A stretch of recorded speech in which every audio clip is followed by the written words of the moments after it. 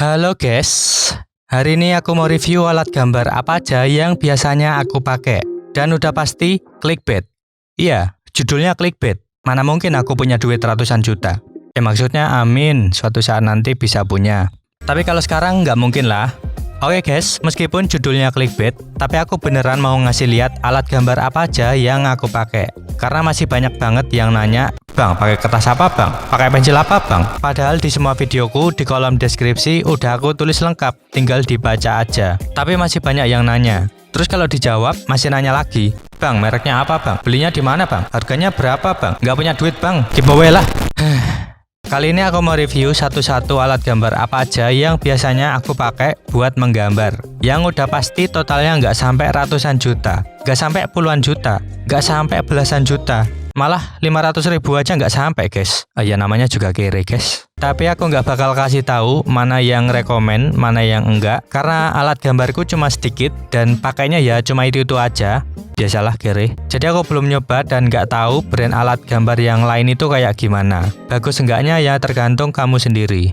Oke, yang pertama, kertas. Aku sejauh ini pakai kertas Canson Bristol. Merek kertas yang umum banget dipakai tukang gambar, khususnya gambar sketsa. Karena harganya terjangkau dan udah cukup banget buat gambar sketsa. Kertasnya cukup tebal, sekitar 180 GSM gramaturnya. Warnanya putih jernih. Terus kertasnya ini punya smooth surface atau permukaannya itu halus banget guys. Jadi enak banget buat gambar yang detail-detail.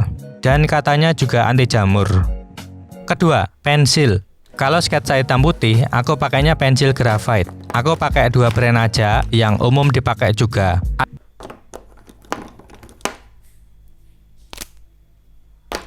Ada Staedtler dan Faber-Castell.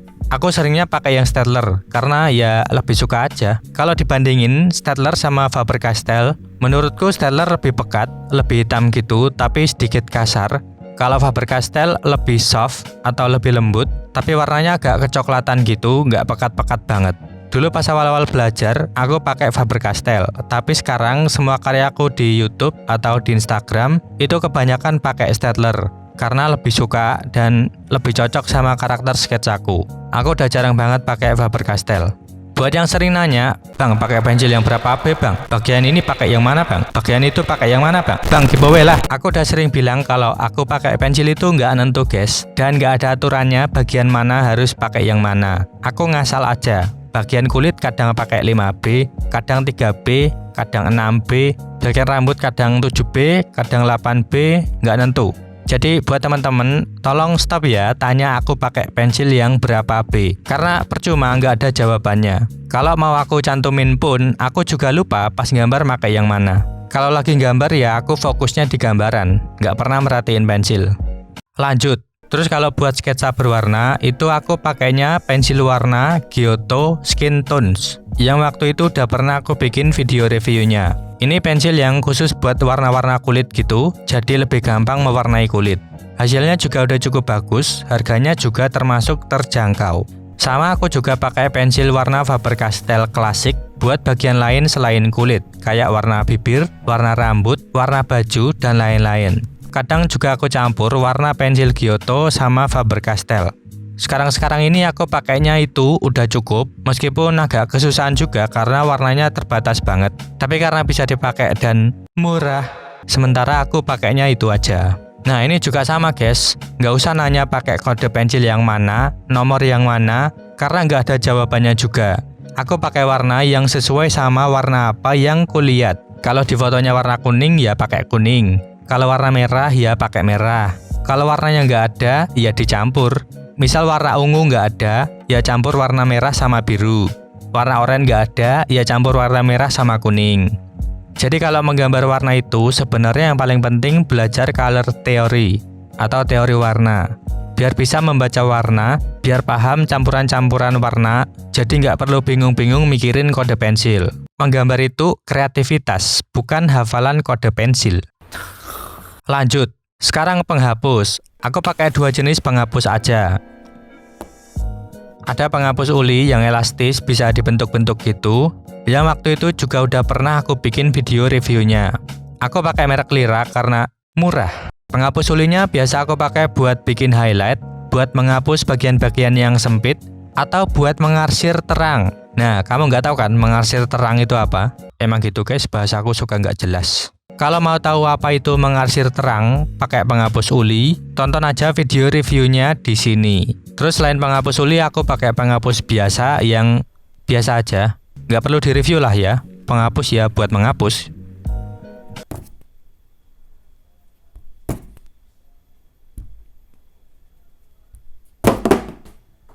Ada tisu, dipakai buat blending, biar arsirannya rata, biar halus, dan memberi efek gradasi. Ini juga nggak perlu direview lah ya, semua tisu kan sama aja. Terus ada clear akrilik, ini dipakai bukan pas gambarnya, tapi pas selesai gambar. Fungsinya buat varnish atau buat lapisan akhir, biar gambarnya lebih awet, nggak luntur, dan mencegah jamur juga. Aku pakainya clear biasa yang murah, yang biasa dipakai buat melapisi benda-benda kalau udah selesai dicat gitu. Tapi buat gambar atau lukisan bisa juga, karena fungsinya sama buat melindungi. Tapi aku saranin buat kamu yang sultan, beli aja spray fixatif khusus untuk karya, karena lebih bagus pastinya. Tapi kalau aku clear akrilik biasa udah cukup, karena murah. Dan udah guys, cuma itu alat gambar yang sering aku pakai. Kalau alat gambar yang udah nggak aku pakai atau jarang aku pakai, aku ada paper stamp. Ini kayak gulungan kertas gitu, fungsinya buat blending juga di bagian-bagian yang kecil. Terus ada pensil charcoal. Pensil yang kalau digores itu kotor, tapi gampang di blend dan lebih pekat dari pensil biasa. Dan arsirannya nggak mengkilap kalau kena cahaya, nggak kayak pensil graphite. Terus juga ada pensil blender. Ini juga sama buat blending tapi bentuknya pensil, jadi lebih gampang makainya. Terus ada pensil eraser. Ini penghapus yang bentuknya kayak pensil, jadi bisa diraut, bisa buat menghapus bagian-bagian kecil. Terus ada pensil Staedtler Black, yang goresannya itu hitam banget. Ini hampir sama kayak charcoal, cuma lebih lembut. Terus ada drawing pen yang cuma aku pakai buat nulis-nulis nama atau ucapan kalau gambar orderan. Dan udah, cuma itu guys alat gambar yang aku punya. Kalau kamu mau beli juga alat gambar kayak yang aku punya, kamu bisa cek daftarnya udah aku tulis di kolom deskripsi video ini. Link pembeliannya juga udah ada, tinggal klik aja. Jadi itu guys, alat gambar yang aku punya. Gimana? Dikit banget kan? Mungkin kamu berpikir segitu udah termasuk banyak, tapi dari semua itu yang aku pakai cuma beberapa aja guys. Banyak yang nganggur nggak aku pakai, banyak yang patah juga, banyak yang kotor karena belinya udah dari 3 atau 4 tahunan yang lalu. Aslinya aku kalau gambar apalagi hitam putih itu cuma pakai 2-3 pensil, penghapus, dan tisu, udah. Gak ada yang lain lagi. Karena semakin kesini aku semakin malas guys. Kayak misalnya kertas, pakai satu brand aja udah cukup, nggak beli yang lain, karena udah nyaman pakai yang itu. Pensil, aku pakai pensil yang graphite aja, yang charcoal udah nggak aku pakai, karena udah nyaman sama graphite. Dan karena style gambarku realis minimalis, jadi cocoknya pakai pensil graphite. Terus pakai pensilnya juga cuma 2 atau 3 pensil aja, karena aku males guys gonta-ganti pensil, males meraut juga, dan males mikirin pensil, yang penting gambar aja. Terus buat blending aku pakai tisu aja juga udah cukup, sama kadang pakai jari tangan. Paper stampnya udah nggak kepake, pensil blendernya juga nggak kepake. Itu karena karakter gambarku yang realis tapi masih kelihatan kasar arsirannya, jadi aku jarang blending. Aku biarin arsirannya kelihatan. Terus penghapus juga pakai penghapus uli udah cukup banget. Pensil erasernya nggak kepake, males juga mau beli penghapus yang lain lagi. Jadi meskipun alat gambarku kelihatan banyak, itu banyak yang nganggur guys, nggak aku pakai. Jadi cuma buat pajangan aja di atas meja biar kelihatan banyak gitu. Oke, sekarang ngomongin pengaruhnya apa alat ke hasil. Karena banyak juga yang nanya, Bang, jenis kertas ngaruh nggak bang? Alat gambar ngaruh nggak bang? Harga mahal pengaruh nggak bang? Aku bakal coba bedain satu-satu. Pertama, jenis. Pengaruh nggak ke hasil? Iya, tapi lebih tepatnya ngaruh ke karakter hasilnya. Sama sesuai kebutuhan juga. Misalnya kertas. Mau gambar realis yang detail banget, pakainya jenis kertas yang permukaannya halus. Kalau mau gambar yang nggak detail banget, pengen ada tekstur kasarnya gitu, bisa pakai kertas yang ada teksturnya. Terus misalnya jenis pensil juga gitu. Kalau mau gambar realis yang detail, bisa pakai pensil graphite karena bahan pensilnya lebih lembut dan keras, cocok buat gambar detail. Kalau mau gambar yang lebih mementingkan style bukan detail, bisa pakai pensil lain, misalnya pensil charcoal yang karakter pensilnya kasar dan lebih pekat, cocok buat gambar-gambar ekspresif.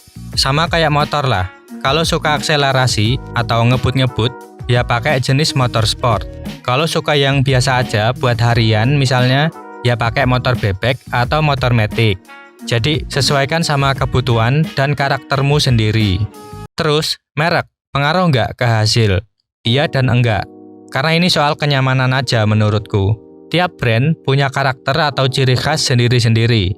Contohnya kayak yang aku bilang tadi, pensil Staedtler dan Faber-Castell sama-sama bagus, cuma masing-masing punya karakter, punya kelebihan dan kekurangan sendiri-sendiri. Brand lain juga gitu, meskipun jenisnya sama, harganya sama, tapi pasti punya kelebihan dan kekurangan sendiri-sendiri.